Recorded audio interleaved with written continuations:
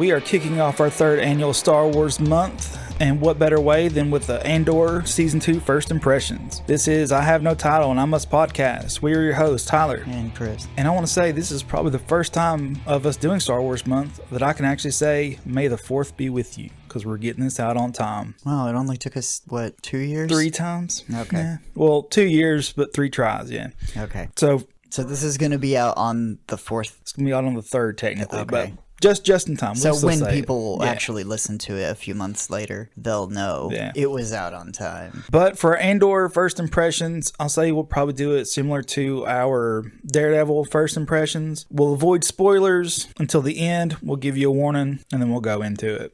First thoughts so far. And I'll also say, due to time and the release schedule of Andor, we're only at the first 3 episodes so far. The next 3 will be out by the time this posts, but to get this out on time, we're just gonna have to speculate about those and see if we're right. Yeah. So we're recording on the Friday of the week they released. So I watched the first episode Tuesday night and the second 2 Wednesday night. Did you watch them all at once? I watched the first 2 the night they released and the 3rd one the next day. Okay. What do you think? Well, my one complaint, and it's not really on the show, it's how the show was, I don't know, first presented. And that's that there's a, 3-year gap from the first season to them releasing the second season. Not like in story, but like actual.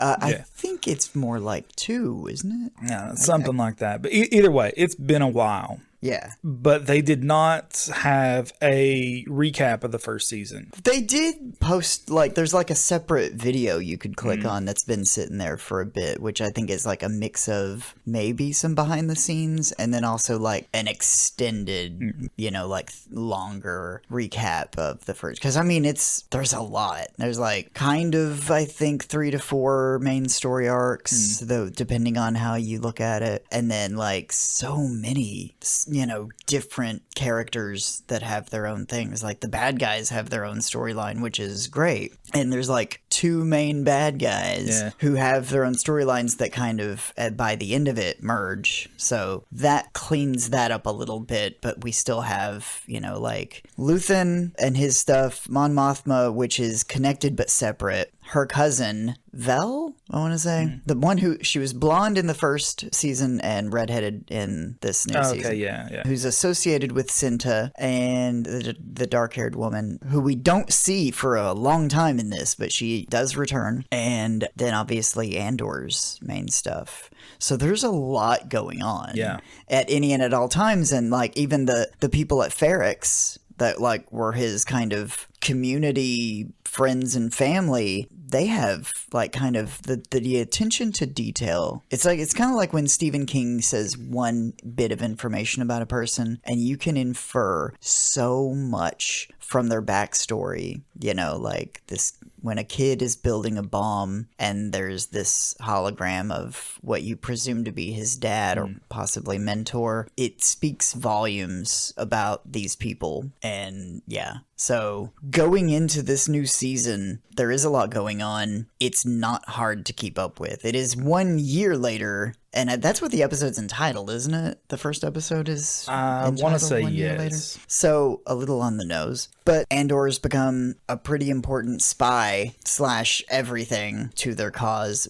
It's very real in how it depicts an early rebellion to be. He gets ambushed by what should be his own people. They're rebels. They're definitely not for the Empire. And what does that happen at the end of the first episode? That very end of the first episode, and then the second episode is mostly him being kept. So there's this, not just the attention to detail, but the aspect that this would be how a real revolution would start, especially if it's galaxy-wide. You have to imagine, the American Civil War, especially from what I gather, the way it was depicted in, the most recent movie, Civil War, a modern Civil War would be. You never know. Because you don't know who you can trust. No. You don't know what their alternative motives are. And even with that, they're so disorganized. Yeah. There's infighting within their own groups. Right, yeah. And that's the scariest part. It felt like Lord of the Flies to a degree. This group that Andor encounters, it's they're adults. They look old enough. They have, one of them even has a very prominent beard, but their demeanor is that of children. Like, extremely immature, petty. They're constantly fighting and trying to one-up each other or say, like, well, I was obviously going to be picked to made be the worse leader. by the lack of supplies. Yeah, I mean, they're stretched to their limit. They're hungry. That's, and they're under the threat of whatever's going to happen next. Plus, they don't know who to trust. There's all this pressure. They're not built for this. Andor is. So I will say there was, and I think it isn't until like the third episode. My only real complaint is they lingered on some of the wedding stuff a little too long. And I kept looking at it and thinking, this could easily be Luthen dialogue. Scenes like the dancing with the kids, like the bride and groom, I think Mon Mothma's daughter especially. I thought that at first, but I think there is a payoff to it. Because when the first couple episodes are on the slower end of things. But I think that is all to build tension. The Andor storyline in general, I was going to say darkest. That's not completely accurate. But it is one of the darker Star Wars storylines, especially in the new canon. You mean like as a whole? Yeah, because it's like there's hope there, but we know how this ends already. I mean, he does kill people willy-nilly if he has to, but Anakin did kill, like, all those children. But I mean, like... Which I know you're a fan of. Yeah.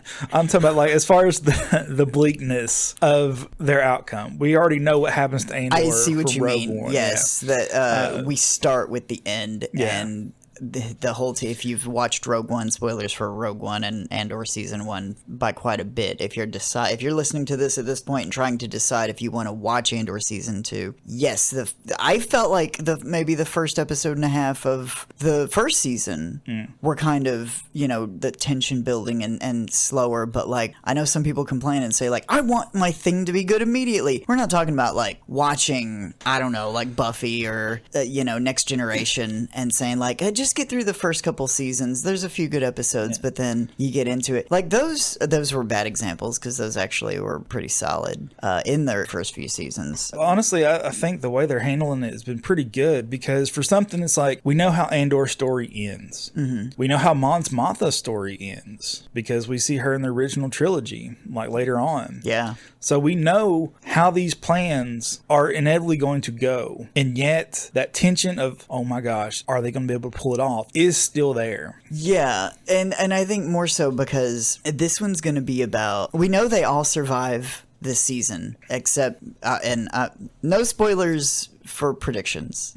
There's speculation and prediction throughout. That's not a spoiler. I don't know anything. I don't have any inside information. Luthen's dying for sure. Like, he's not making it out of this. I don't know in what way. I know how I want it to happen. But Mon Mothma, how dirty will she have to get her hands before they really bring her in? And what will be her breaking point? She was already at odds with her husband, like in the first season, like easily. Like that was already a done deal. What's going to happen there? Is it going to be, I mean, you could even have like a double twist that like you think he's a dick, but he's actually on her side politically. He might hate the Empire just as much and have not trusted her. It could be that he tries to give her up because this is kind of what I think it happens is that she has to go into hiding and they get her family. Like what a lot of tyrannical regimes do is they don't care. They're not going to use hostages. They just want to demoralize. And I think her family is definitely going to get killed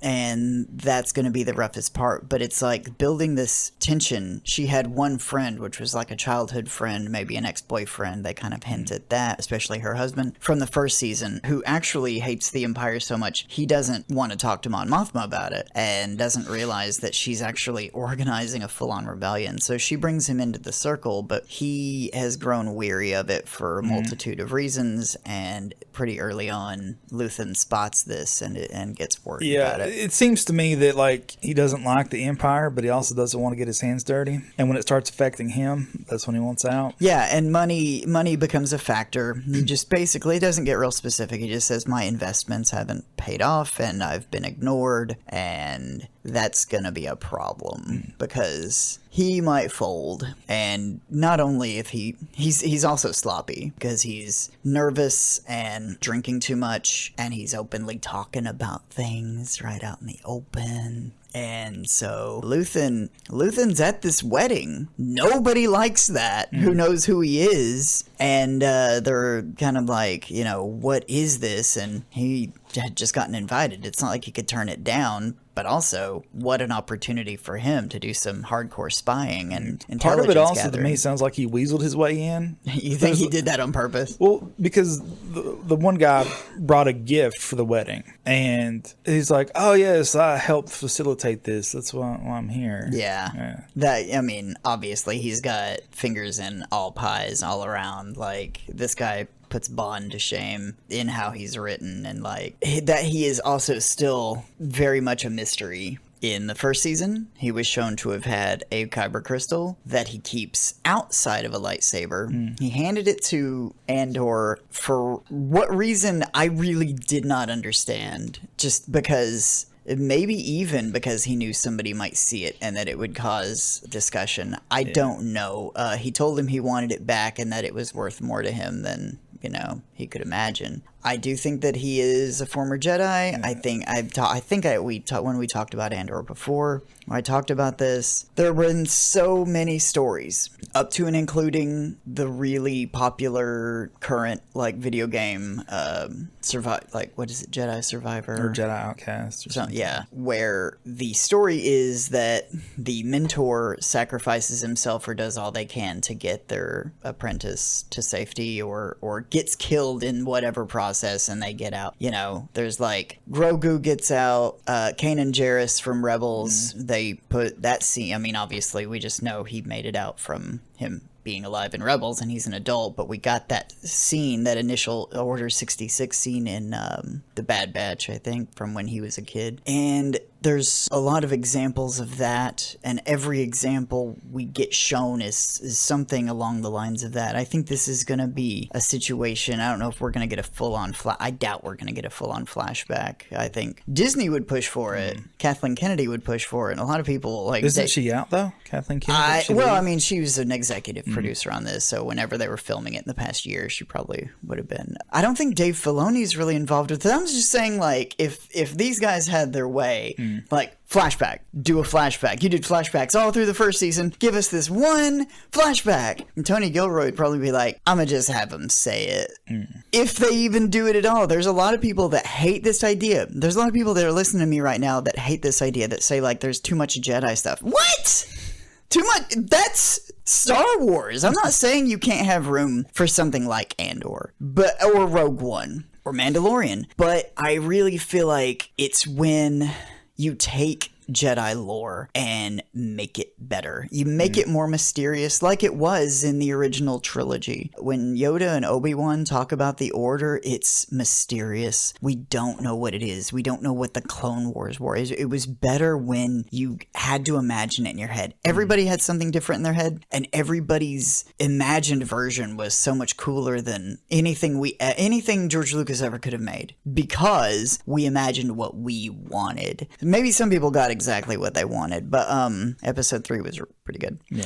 Having said all that, I really think that it would be great if they did connect this back to Order 66, because that's the day. That's the day the catalyst happened, that everything changed. The people who kept the balance between, Palpatine and the Senate broke. And, this fascist regime took control, vilified the Jedi Order. They had a full-on Reichstag situation where, the phone calls coming from inside the house, and they blame the fire department for the fire. So I really would like to see him rip that kyber crystal off his neck, stick it in his cane or whatever, and break it apart, and it's a lightsaber, and he has to go down swinging if he is to go down, and I do think that he is.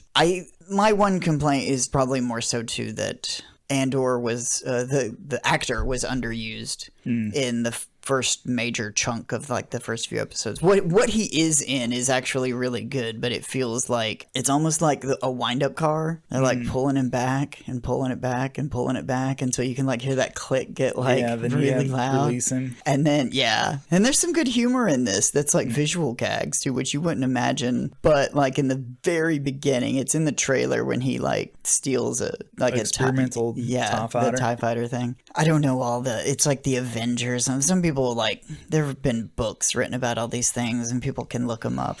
It's a TIE fighter that's pointy. It looks cool and he has no idea what he's doing with it. And then he has to like mow down some stormtroopers because he doesn't get out of there as fast as he intended to. And so it's borderline like what Anakin did in episode 1 with the battle droids. Like he's just like a ship with Gatling guns basically taking out people with pistols. So that was actually pretty awesome. And him banging around in there was hilarious also.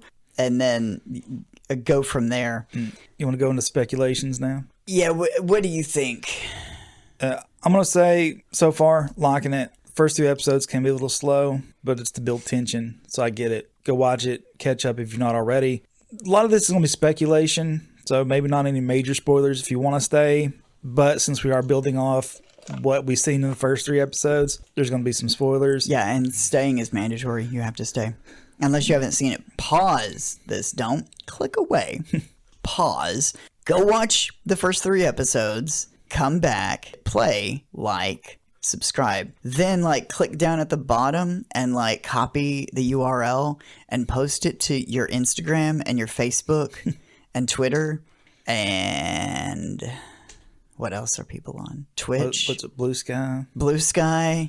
Just take it, print it, write it down on a piece of paper, put it in your break room at work, tell people about it, and do that. Do all those things.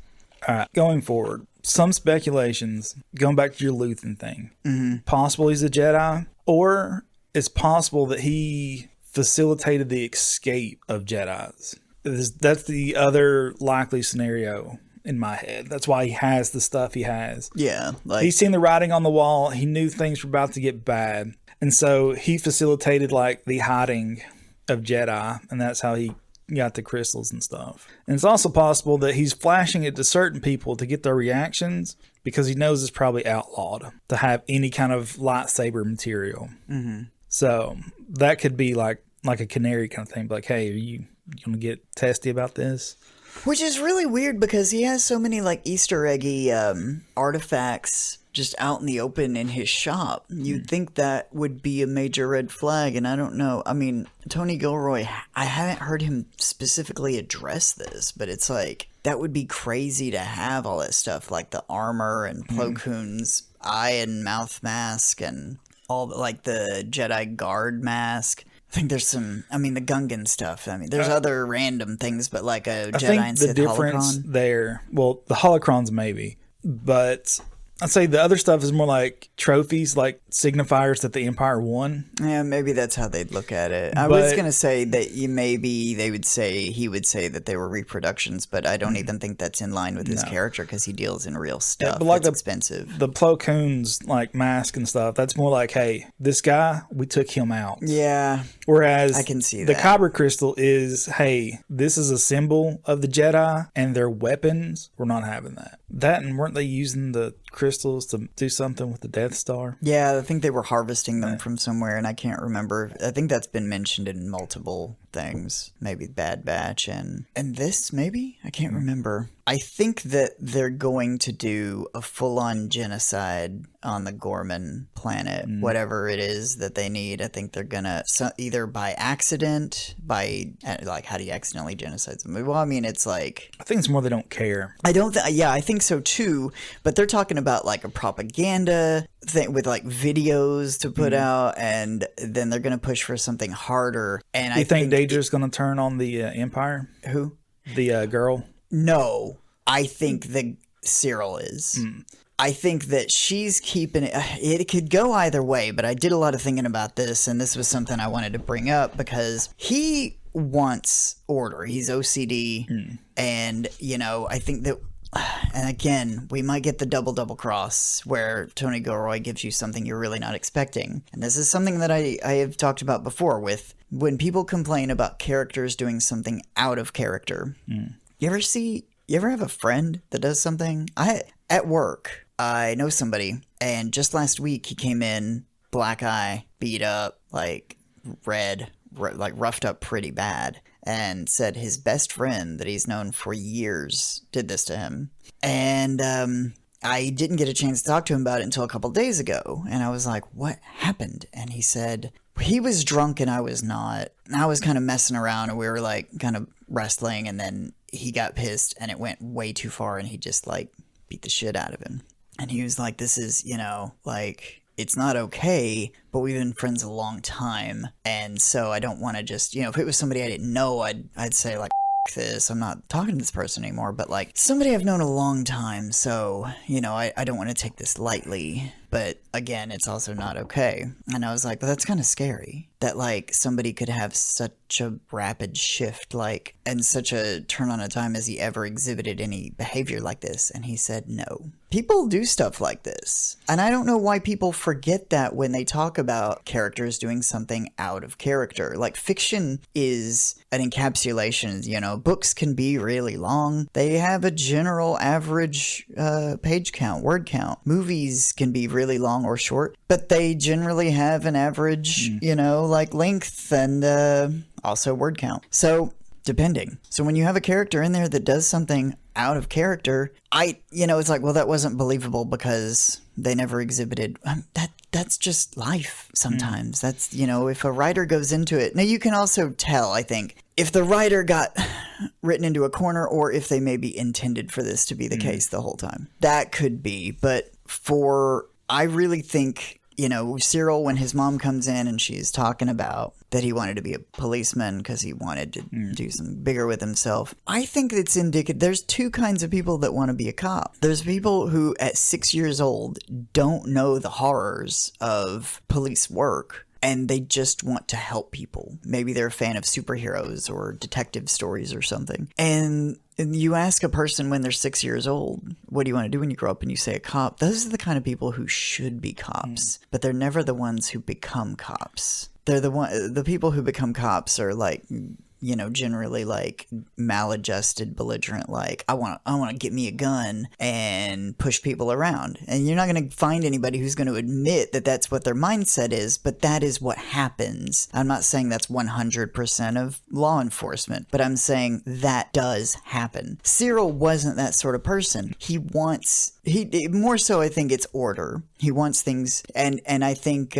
he's on the lawful side of the spectrum. Deidre's keeping stuff from him about what's going to happen with the Gormans. That's why I'm wondering about her, because you can see that she's clearly got that hard edge, and she doesn't care to put Cyril's mother in line when she steps out. That was not, yes, and that was really cool. Yeah. I really did like that in that character. That was like the one redeeming moment we've had for this character in like 2 seasons. She's also showing regret, or maybe not regret, but like hesitation to take on this job because she knows what it's going to mean. Yeah. So it could go, and of course he's like in some, he's worked his way up, but it's still like this Kafka-esque bureaucracy job with like hundreds of people just like analyzing data. So he's not really up in the ISB and the intelligence industry. I think with him, you're right, because he's talking to one guy about like, yes, if you dig through the data and you find this, you will be able to do this. And that's kind of like being a detective. He's like, yes, I found this. I followed the clues and I did this. And he thinks he's helping because that's just how the system he's in works. And he doesn't think about the greater right and wrongs of everything outside of that. Yeah. See, that's the thing. If he found out what the Empire was really doing, what they're planning to do with the Gormans, what the Death Star will be capable of, and what it's not going to be like having a nuclear weapon and just saying like, this is our deterrent. The Emperor's going to use it. Yeah. And why have a weapon like that if you don't intend to use it? And they do and will. I think that he'll turn. I think that he will, I don't know how or who he'll defect to, but I think he will. Will it be her? And that he kind of goes full on and gets radicalized? That's the thing, is like we don't know who his dad is, and that might be important. We don't know who Dedra's parents are, and that might be important. She said they were criminals. I wonder, were they involved with an earlier iteration of the forming of the Rebel Alliance? I don't know. But she was essentially raised by the Empire. So she's been indoctrinated. She's like a Hitler Youth, like when she's in casual wear, it looks like her uniform, So, I can't help but feel sorry for Cyril at this point. Like, he's a compelling character. He's an interesting case, and I do wonder where we're going with that. I wonder, I've already mentioned, like, Mon's family, like, what's going to happen that's with something them. I was going to be like, is the Empire going to take them, or are they going to turn on her? Yeah, and because even her daughter at the end there was kind of like, yeah, I kind of wish you hadn't said that to me, and I wish you were drunk, because then I could dismiss it. And she was already, there were signs of, in the first season, that they were having a bit of a rift there, too, that they don't have the best relationship. And the guy, or the kid she's marrying, that's the mafia guy's son.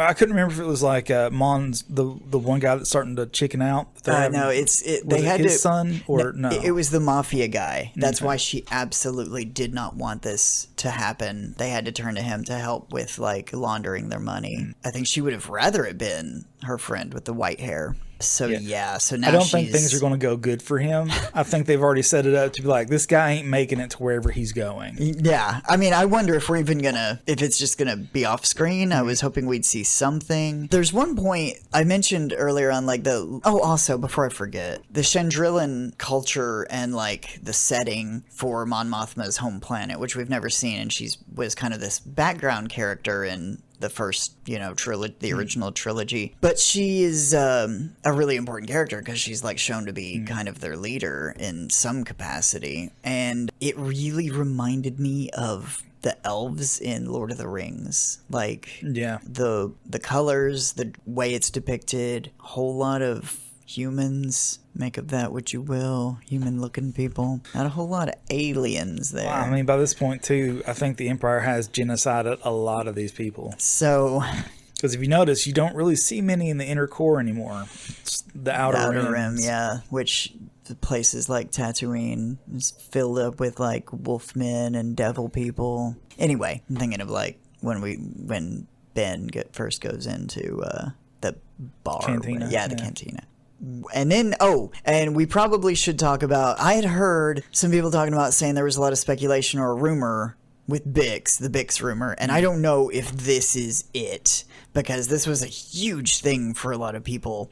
The scene where the guy comes in and is essentially going to her. Bleep that, don't bleep that. It's what happens in the show. And she uses the word when she like fights back, but that is a very realistic looking fight. And definitely one of the darker scenes we've seen in Star Wars. Maybe the darkest, because we never actually see Anakin take out the younglings. It's just implied he's about to. And this, like, the implication of this, and she's already been like mentally tortured. Yeah. I know someone might argue that somewhere in the books, there's a lot. I've not read them all. But as far as what we've seen in the shows and movies, definitely the darkest. Yeah. That they've actually portrayed on screen. And like the implication of that this was what was going to happen, but then also just the fight itself was like when Daredevil,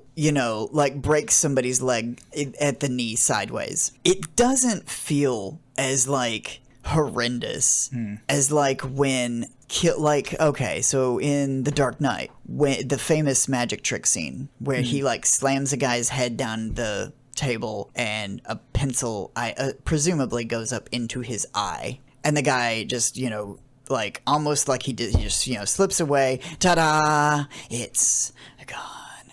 But like I thought about it years later and I was like, would that people get shot in the face and the head all the time and don't die? People get like railroad spikes in the head and they just sit there and they don't die. And you can have like a lot of like a traumatic brain injury and stuff done to you and don't die. You can actually recover almost completely from stuff like that. So, like, would that have killed the guy? Would it have even incapacitated? The thing that I think is horrific isn't when, like in Captain America, they shoot people and it's like, one shot, you're dead, one shot, you're dead, one shot, you're dead, like bang, bang, bang. It's when you get injured and a real reaction to getting injured. In Tim Burton's Sweeney Todd, there's this moment with Sacha Baron Cohen where he's like blackmailing him because he knows who Sweeney is. And then he beats him over the head with Sweeney Todd. Johnny Depp's character beats the Borelli. Damn it. Yeah. The Italian, who's not Italian in this. He's pretending to be. Over the head with like a teapot. And then you don't see it happens off screen. He stuffs him into a trunk. The kid comes up, he sends him away. Then Sacha Baron Cohen comes out of the trunk, but it is in those few moments of that acting before he like swiftly kills him, and even in those moments that it just feels so real. That's the part that's hard to watch. It's not like seeing somebody get killed on screen and then they're dead and then there's like a bunch of dead bodies around like in a James Bond film. It's just like bam, bam, bam, bam. It's when you have like a visceral fight with somebody and hit them over the head with a hammer and they're like, you know, and they're like struggling to speak and stay alive and stay conscious. It's like, oh, you can't help but like get that sick feeling in your throat. That's like, this is what it would really be. You get reminded like what real violence is like, because it's not just like bang, boom, you're on the ground. Like it's a struggle on both sides. Yeah. And she's injured too. She's having trouble, like, you know, gets dazed. Like when you get a bonk on the head and you're like woozy, you know, she's like struggling to like fight back and get her adrenaline going. It is, especially when he like throws her and she hits that wall. I was like, oh man, this is taking a bad turn. But then she gets him pretty good. Then funnier still when he like stumbles outside and then just kind of goes down and hits his head yet again on something. He just falls straight forward and like bang, and then spins over. Like that was the final insult to injury for this piece of shit. And then she says the R word, like he was going me to the guy who was out there with her. So like, man, this is, I don't know if this is going to open the door up for like, because the first season people had been burned by a few Star Wars things, and even though it was like in some people's regard the best thing Star Wars has maybe ever put out, like high quality drama, this is cinema at its best, the one point that I would say it kind of falls down is it's rarely fun. It's you're always on the edge of your seat. They did add a little bit into this season with like, you know, Andor banging around in that TIE fighter and mowing down those stormtroopers. Yeah, this is very much in line with how Rogue One was. You know how this is going to end, and it does not end good for them. Yeah. I mean, there's that glimmer of hope because you know that they get that information out. But these people ain't getting out. Yeah, and my bigger point is there's like very little humor or anything, which doesn't make it harder. I mean, it's the sort of thing that is supposed to be hard to watch. Like, does anybody watch horror movies or, you know, suspense thrillers or drama? There's a reason why we watch those things. It's just less bingeable. Yes, and it's a time and a place. You know, maybe you're not in the right headspace for it, and if that were the case, then I would say wait until you are, but don't wait indefinitely, because this is well worth it, you know. Yeah, I think that's a good note to wrap up on, because anything else we got is speculation, and where this is already going to be 3 episodes behind by the time this airs, we could already be proven wrong. Yeah. Then everyone's just looking at us like, what are these two dudes doing? Yeah, but that Cinta definitely kills that guy. Like, I don't know. I was like, is she going to bail and just let the car crash? Or is she going to like turn around like Moon Knight style and silencer him? Whatever it is, he ain't making it to wherever he's going. No, and that's just going to be that. I just hope B is okay. I think I keep wanting to call him BMO. The little red robot? Yeah. Which I love that robot. And we still get K2SO. Is that what his name is coming up? Yes, and he's got to be somewhere in here. Apparently, I just want to say this in case somebody hasn't, and if you don't know about this, then it won't matter to you at all, but apparently they did do a meeting between Cassian and in that robot, that specific one in a comic, and apparently they're going to scrap that canon for a new canon. Some people are just mad because Star Wars has done this too many times. Other people are being pretty fair about it and saying, like, Tony Gilroy probably doesn't give a about comic books and says, like, I want this to be good. So that I've got something better, and I think that's fine. I don't know necessarily like that you can consider all the comic books canon, all the books canon. Whenever they want to uncanonize something, it's considered legends, and I'm sure George Lucas probably didn't read half the novels and doesn't consider them. He probably considers 6 movies canon, and that's his 6 movies. He's already said that those are like campfire stories. Yeah, and that's totally fine. This is a big universe, and it's meant to be a legend, you know, like you're telling people the story of this thing. But with that, we'll wrap up here. Be sure to like and subscribe. We got more Star Wars content coming this month. It's like, tell us what you think about Andor so far. Are we right in our speculations? We'll find out. But be sure to like and subscribe to this. Follow us on our social media. We're on Facebook and Instagram. We'll leave links in the comments below. And until next time, see ya.